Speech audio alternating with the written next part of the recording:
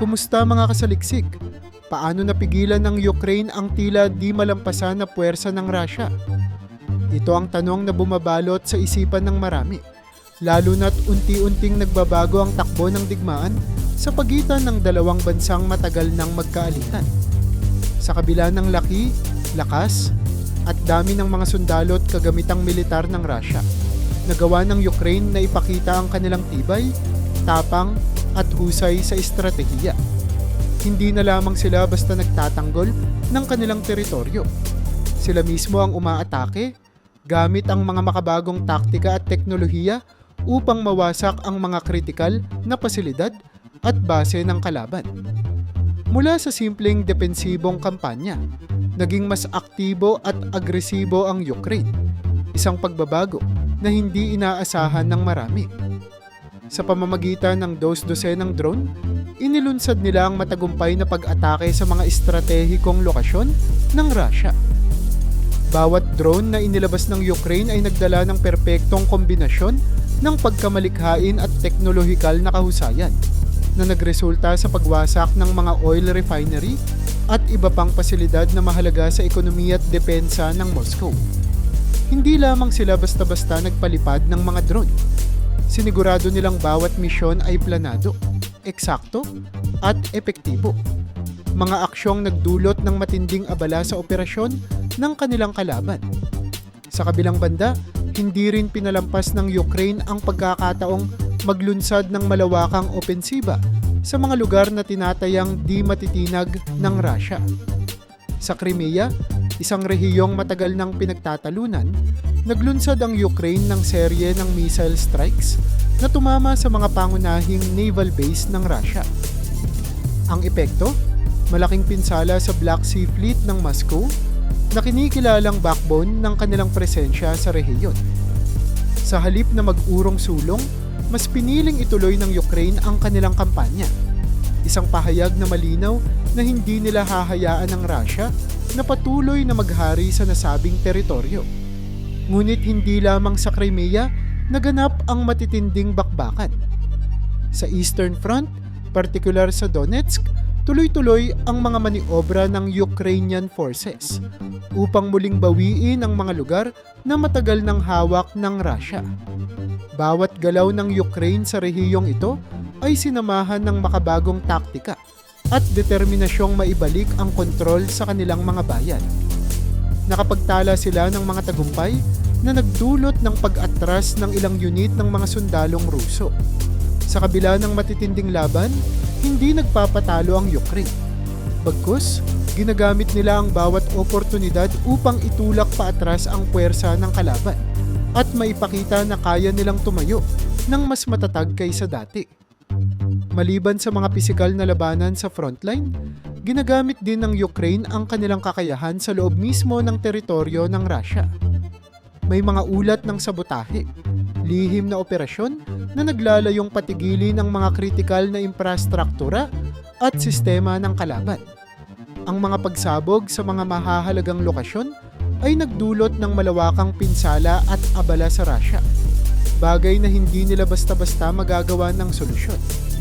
Ang mga ganitong pagkilos ay nagpakita ng kakayahan ng Ukraine na hindi lamang magdepensa kundi pati na rin sumalakay sa paraang mapanlikha at mabisang magdulot ng takot at kalituhan sa kampo ng Russia. Isang malaking bahagi ng tagumpay ng Ukraine ang paggamit ng mga advanced na armas mula sa kanluran.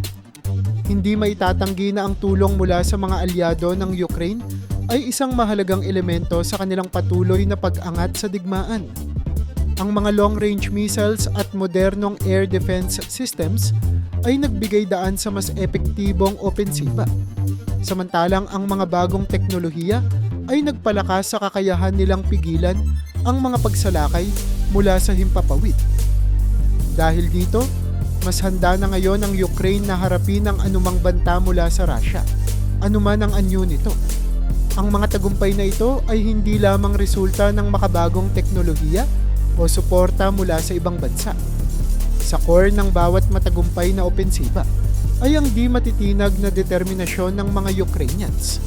Sa kabila ng lahat ng kahirapan, ginamit nila ang kanilang tapang at kakayahan upang hamunin ang isang mas malaking kalaban.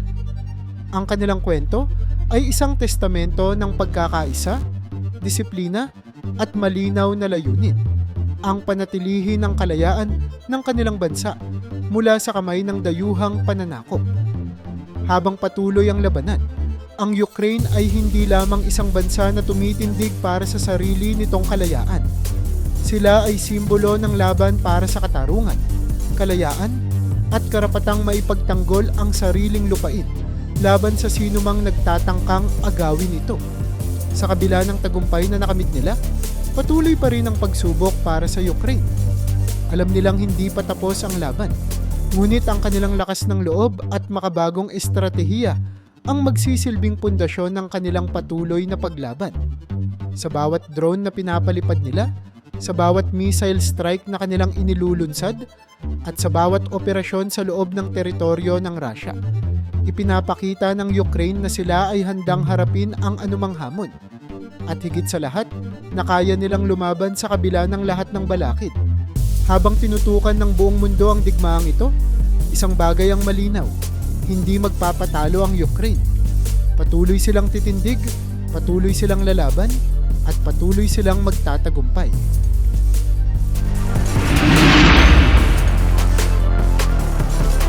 Sa kabila ng malalaking resources at mga sandatang ipinamumuka ng Russia sa mundo, nagiging malinaw na hindi lahat ng kanilang assets ay kayang depensahan mula sa opensiba ng Ukraine. Sa patuloy na labanan sa pagitan ng dalawang bansa, napakahalaga ng bawat eroplano, tank, at artillery system sa puwersang militar. Ngunit sa patuloy na kampanya ng Ukraine, unti-unting nasisira at nawawala ang mga critical military assets ng Russia. Mga kagamitan na minsang itinuturing na hindi matitinag. Ang kanilang mga fighter jets ay bumagsak sa mga koordinadong missile attacks ng Ukraine. At ang mga makapangyarihang tank na dati parang mga halimaw sa larangan ay ngayon tinitingnan na lamang bilang mga abo ng labanan. Hindi rin nakaligtas ang kanilang mga artillery systems. Sa bawat isang mortar na pinakawalan nila, tila may mas malakas na sagot ang Ukraine. Ang mga ganitong pagkawala ay hindi lamang isang simpleng setback. Ito'y malaking pinsala sa pangkalahatang kakayahan ng Russia na ipagpatuloy ang kanilang agresyon. Dahil sa sunod-sunod na pagkatalo, hindi maiiwasang bumaba ang moral ng mga tropang Ruso. Kung noong una'y masigla at puno ng kumpiyansa ang mga sundalo, ngayon ay tila nararamdaman na nila ang bigat ng isang digmaang walang tiyak na wakas. Araw-araw silang humaharap sa mga balita ng pagkakapatay ng kanilang mga kasamahan, kawalan ng sapat na supply, at hindi maayos na komunikasyon mula sa kanilang mga nakatataas. Ang dating mga sundalong handang isakripisyo ang kanilang sarili para sa tinaguriang glory ng Russia ay ngayon tila nag-iisip kung ito ba'y karapat-dapat na laban. Ang panghihina ng loob na ito ay nagiging mas malinaw habang patuloy na tumatagal ang digmaan. Isang digmaang tila wala silang sapat na kakayahan upang tapusin sa kanilang pabor. Kaugnay nito, lalong lumalala ang issue ng desertion sa hanay ng mga sundalo ng Russia. Sa dami ng mga tropang tinatawag upang sumabak sa labanan, hindi lahat ay kusang pumupunta sa harapan. Ilang mga sundalo ang nagdesisyong tumakas o magpakumbaba sa puwersa ng Ukraine kaysa harapin ang isang labanan kung saan alam nilang kulang sila sa paghahanda at suporta. Ang mga deserter ay hindi lamang mga taksil ayon sa mga opisyal ng Russia. Sila ay patunay na ang sistema ng militar ay malapit ng bumigay. Sa bawat sundalo na umaalis, nawawala ng Russia ng isa pang bahagi ng kanilang puwersa. Hindi lamang sa bilang, kundi pati sa tiwala at paniniwala na sila ay isang unbeatable na hukbo. Bukod pa rito, hindi rin maitatanggi na ang matinding pinsalang dinaranas ng ekonomiya ng Russia ay direktang resulta ng mga opensibang inilunsad ng Ukraine. Ang mga drone at missile strikes sa mga critical infrastructures ay nagdulot ng matinding kalituhan at pagkalugi sa maraming sektor.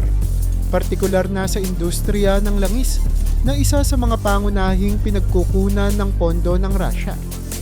Kapag naapektuhan ang produksyon ng langis, bumabagsak ang supply at tumataas ang gastos, na nagre-resulta sa mas mababang kita para sa gobyerno at mas mataas na presyo para sa kanilang mga mamamayan. Ang resulta ay isang domino effect. Habang nababawasan ang kayang pondohan ng gobyerno, lalong nahihirapan ang kanilang militar na tugunan ang pangangailangan ng mga sundalo sa frontline.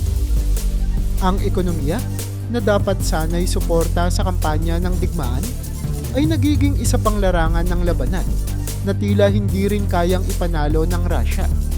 Isang malubhang problema rin ang kawalan ng epektibong depensa ng Russia. Kung paano sila nabigla ng unang opensiba ng Ukraine, ganoon din ang kanilang kawalang kakayahan na pigilan ang mga sunod-sunod na atake. Sa kabila ng kanilang malaking military budget at ang sinasabing mahusay na depensang pandagat at panghimpapawid, tila nalalampasan ng Ukraine ang bawat linya ng depensa na itinatayo nila. Ang mga missile defense systems na dapat sana'y tumitigil sa mga drone attacks ay nagiging halos walang silbi, at ang kanilang radar systems ay hindi makasabay sa bilis ng mga opensibang Ukrainiano. Ang bawat butas sa depensa ay nagiging pinto para sa mas matitinding pag-atake na nagre-resulta sa mas malaking pinsala sa kanilang mga critical assets at sa huli, mas malaking pagkawala ng buhay at kagamitan sa kanilang panig. Sa ganitong kalagayan, malinaw na hindi lamang ang frontline ang nagdurusa, pati ang loob ng mismong sistema ng Russia ay tila nagkakagulo. Sa bawat araw na lumilipas, lalong nahihirapan ang kanilang militar at gobyerno na ipakita sa mundo at sa kanilang sariling mamamayan na sila pa rin ang may kontrol. Habang patuloy ang kampanya ng Ukraine na sirain ang kanilang mga critical military assets, bawasan ang moral ng kanilang mga tropa, hadlangan ang produksyon ng langis, at lamangan sila sa larangan ng teknolohiya, tila nawawalan ng mas maipagmamalaking tagumpay ang Russia sa kasalukuyang digmaan. Habang patuloy na umiinit ang labanan sa pagitan ng Ukraine at Russia, hindi maikakailang may malaking papel ang suporta mula sa mga Western allies, partikular na ang US at European Union, sa kakayahan ng Ukraine na manatiling matatag at lumaban. Ang mga natatanggap na military aid mula sa mga bansang ito ay nagiging mahalagang bahagi ng depensa ng Ukraine, lalo na't patuloy silang nahaharap sa agresibong opensiba ng Russia. Hindi lamang mga bala at baril ang dumarating sa Ukraine. Kasama rin dito ang mas sopistikadong armas, tulad ng long-range missiles, advanced radar systems, at iba pang teknolohikal na kagamitan na nagbibigay sa kanila ng mas mataas na kalamangan sa larangan ng labanan. Sa pamamagitan ng tulong mula sa US at EU, hindi lamang na ipapakita ng Ukraine ang kanilang kakayahang ipagtanggol ang sarili, kundi pati na rin ang kanilang kakayahang maglunsad ng mga opensiba na lumalaban sa mas malakas na kalaban. Isa pang mahalagang aspeto ng tulong mula sa kanluran ay ang mga sanctions na ipinataw laban sa Russia. Habang patuloy ang suporta sa Ukraine, hindi rin tinitigilan ng US at EU ang pagpapatupad ng mas mabibigat na sanctions na may layuning pahinain ang ekonomiya ng Russia. Ang mga hakbanging ito ay nakatuon sa mga pangunahing sektor ng ekonomiya ng Russia, mula sa enerhiya hanggang sa mga mahalagang supply chain, na nagdudulot ng matinding abala at problema sa kanilang kakayahang magpatuloy sa digmaan. Bawat bagong sanctions package na inilalabas ay naglalayong pigilan ng Russia sa pagkakaroon ng sapat na pondo at resources upang ituloy ang kanilang agresyon.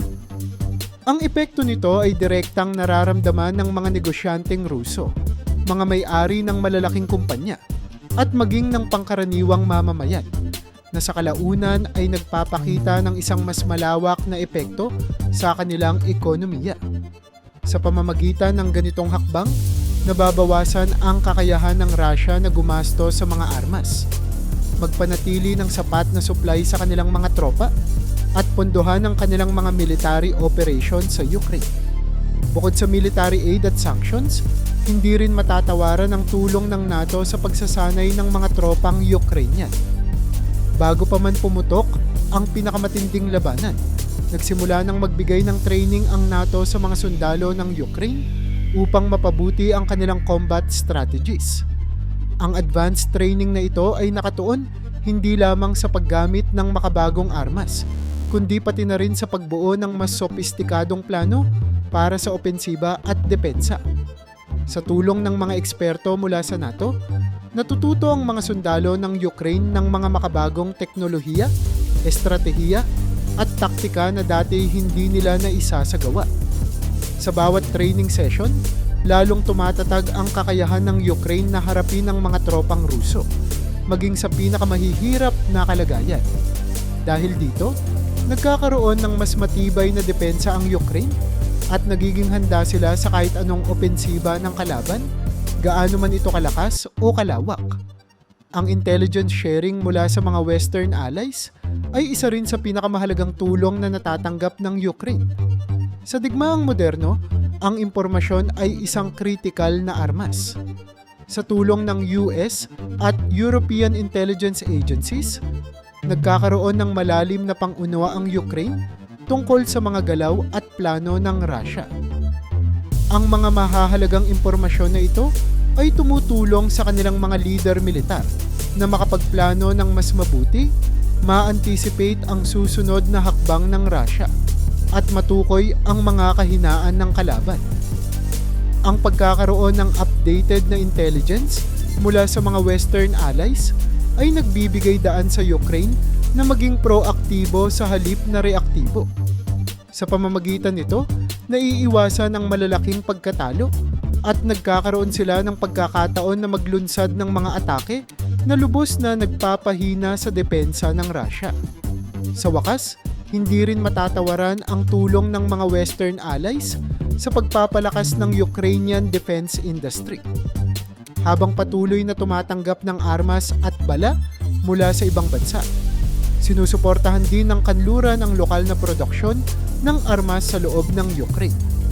Ang ganitong hakbang ay hindi lamang nagpapalakas sa depensa ng Ukraine, kundi pati na rin sa kanilang kakayahang maging independent sa hinaharap. Sa tulong ng pondo mula sa kanluran, nagiging mas malakas ang lokal na industriya ng armas. Mas mabilis ang produksyon ng mga bala at nagiging mas mura ang supply. Ang ganitong uri ng suporta ay hindi lamang pansamantala. Ito ay nagbibigay ng pundasyon para sa mas matatag na depensa ng Ukraine sa mahabang panahon. Sa pangkalahatan, hindi maikakailang ang suporta mula sa US, EU, NATO at iba pang Western allies ay isang mahalagang salik sa kakayahan ng Ukraine na patuloy na lumaban at magtagumpay sa digmaang ito.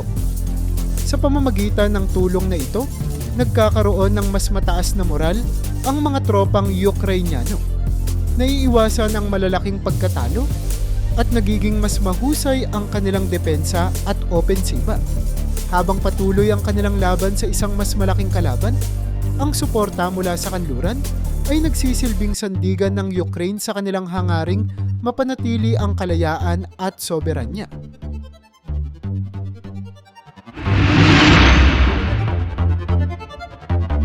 Sa gitna ng patuloy na pagkakalantad ng kahinaan ng militar ng Russia sa kanilang laban kontra Ukraine, naglunsad ang Kremlin ng mas matitinding hakbang upang ipakita na hindi pa sila nawawalan ng kontrol.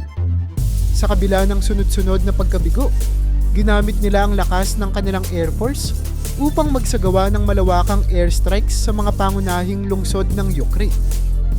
Ang Kyiv, bilang sentro ng administrasyon at simbolo ng kalayaan ng bansa, ay madalas nang naging target ng malalakas na bomba at missile.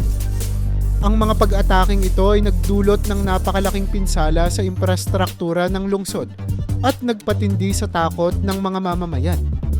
Subalit, hindi sapat ang mga airstrike upang maipakita na kontrolado pa rin ng Russia ang sitwasyon, lalo na't hindi nito napigilan ang tuloy-tuloy na mga opensiba ng Ukraine. Bagamat nagdulot ito ng malawakang pagkasira, hindi nito napuksa ang diwang palaban ng mga Ukrainians na mas nagiging matatag sa bawat pagtatangka ng Russia na durugin ang kanilang pambansang pagkakaisa. Sa harap ng tumataas na bilang ng casualties, naglabas si Vladimir Putin ng panibagong kautusan para sa mas malaking recruitment ng mga sundalo.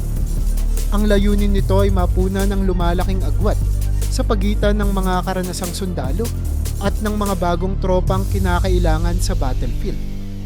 Maraming kabataang Ruso ang sapilitang kinukuha upang sumanib sa militar, ngunit marami sa kanila ang kulang sa karanasan at kinakailangang dumaan pa sa masusing pagsasanay bago isabak sa labanan. Sa kabila ng pagdami ng mga bagong recruit, patuloy pa rin ang mataas na casualty rate ng Russia sa bawat engkwentro. Maraming tagapag-analisa ang nagsasabing ang mass recruitment na ito ay maaaring magdulot ng malalim na epekto sa moral ng hukbo sapagkat mas marami na ang pumapasok na hindi sigurado kung paano nila haharapin ang mga hamon sa harap ng digmaan. Bilang tugon sa patuloy na opensiba ng Ukraine sa rehiyon ng Crimea, sinikap ng Russia na palakasin pa ang kanilang depensa sa lugar. Ang Crimea, na mahalaga sa kanilang kontrol sa Black Sea at sa supply chain ng kanilang mga tropa, ay nakaranas ng sunod-sunod na missile strikes mula sa Ukraine. Upang mabawi ang kontrol, nagdagdag ang Russia ng mga karagdagang air defense systems at puwersa sa rehiyon. Ang layuning ito ay para siguraduhing mananatili sa ilalim ng kanilang pamumuno ang Crimea at upang ipakita sa buong mundo na kaya pa rin nilang panatilihin ang kanilang presensya sa lugar. Gayunpaman, ang mga pinakabagong pagtatangkang ito ay nahaharap pa rin sa matinding hamon, lalo na't patuloy ang pagdaloy ng mga advanced weapons mula sa kanluran patungo sa Ukraine. Bagamat tumataas ang bilang ng kanilang depensibong armas sa Crimea, nananatiling tanong kung hanggang kailan nila ito magagawang mapanatili sa ilalim ng kanilang kontrol habang humihina ang kanilang overall military strength. Upang punan ang kakulangan sa armas at bala, nagpalakas ang Russia ng alyansa sa Iran at North Korea. Sa pamamagitan ng mga kasunduan sa dalawang bansang ito, sinisikap ng Russia na makakuha ng karagdagang supplies na magagamit sa kanilang patuloy na kampanya sa Ukraine. Ang Iran ay kilala sa pagpo-produce ng mga drone at iba pang teknolohikal na armas na maaaring magamit sa frontlines. Samantalang ang North Korea naman ay may kakayahang magbigay ng bala at iba pang basic ammunition. Gayunpaman, ang pag-asa sa mga bansang ito ay hindi palaging garantisado. May mga ulat ng logistical issues, mabagal na pagdating ng supply, at ang pagtaas ng international scrutiny sa relasyon ng Russia sa mga bansang ito. Habang ito'y isang paraan para maipakita na hindi pa tuluyang nauubusan ng resources ang Russia, nagpapakita rin ito ng desperasyon sa kanilang panig, isang bagay na madaling makita ng kanilang mga kalaban. Sa kabila ng lahat ng kanilang hirap at kabiguan, patuloy ang pagsusumikap ng Russian government na ipalabas sa mundo na kontrolado pa rin nila ang sitwasyon. Sa tulong ng malawak na propaganda machinery, itinatanggi nila ang mga balitang may kaugnayan sa kanilang mga pagkatalo at sinisigurong ang mensahe sa publiko ay nananatiling positibo. Ang mga opisyal na state media outlets ay naglalabas ng mga pahayag na nagpapakita ng tagumpay sa kabila ng katotohanan sa battlefield. Ang layunin ng ganitong diskarte ay panatilihin ang suporta mula sa kanilang sariling mamamayan at maiwasan ang malawakang kritisismo mula sa loob ng Russia. Subalit habang tumatagal ang labanan, nagiging mas mahirap itago ang lumalalang kalagayan ng militar ng Russia, lalo na't mas maraming independent sources at international observers ang nagsasabi ng kabaligtaran sa kanilang mga pahayag. Sa huli, bagamat patuloy ang Russia sa pagpapakawala ng airstrikes, pagpapalakas ng kanilang puwersa, at paghahanap ng alternatibong supply mula sa kanilang alyado, nananatiling mahirap para sa kanila na ipakita ang tunay na kontrol sa digmaan. Ang bawat hakbang nila Mula sa pagpapakilos ng mas maraming sundalo hanggang sa propaganda na pilit inililiko ang katotohanan, ay nagpapakita ng isang kampanyang tila nalulunod na sa sariling bigat. Habang lumalalim ang kanilang pangangailangan sa bagong supply at mga tauhan, tumitindi naman ang hamon na kanilang kinakaharap mula sa tuloy-tuloy na opensiba ng Ukraine at sa mas malakas na suporta ng kanluran sa kanilang kalaban.